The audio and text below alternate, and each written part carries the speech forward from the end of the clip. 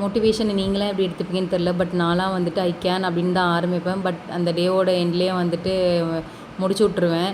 ஏன்னா வந்துட்டு மோட்டிவேஷனாக இருந்தாலும் சரி, அட்வைஸாக இருந்தாலும் சரி, எனக்கு அந்த ஒரு நாள் தான். வீடியோவை ஸ்கிப் பண்ணாமல் பாருங்கள், எண்டில் ரிசல்ட் இருக்கும்.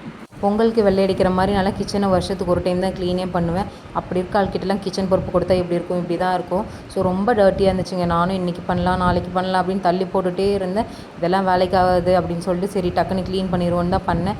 பண்ணி முடிக்கவே முடியல. 2 மணி நேரம் ஆகுது, 3 மணி நேரம் ஆகுது, ஒன்றும் முடியல. இந்த குக் பண்ணுறப்போலாம் ஆயில் வந்துட்டு ஒன்றா ஸ்டவ்வில் இருக்கும், இல்லைனா கவுண்டர் டாப்பில் இருக்கும். இந்த ஒரு படி மேலே போயிட்டு அட்டாளி மேலே ஷெல்ஃப் மேலெலாம் அப்படியே கரையாக இருந்துச்சு. நானும் விம் லிக்விடு ஜெல்லு அது இதுன்னு போட்டு ஒரு வழியாக எல்லாம் தொடச்சி எடுத்து க்ளீன் பண்ணிட்டேன். பட் க்ளீன் பண்ணதுக்கு ஒர்த்தாக தான் இருந்துச்சுங்க. ஸோ நான் என்ன மாதிரியான பாக்ஸஸ்லாம் யூஸ் பண்ணேன், எப்படி ஆர்கனைஸ் பண்ணேன் அப்படின்ற ஐடியாஸ் எல்லாமே வந்து லாங் வீடியோவில் வந்துட்டு நான் அப்லோட் பண்ணியிருக்கேங்க. உங்களுக்கு விருப்பம் இருந்தால் செக் பண்ணி பாருங்கள் என்னோடய சேனலில். ஸோ வீடியோக்கு கீழேயும் நான் லிங்க் மென்ஷன் பண்ணுறேன். தேங்க்யூ.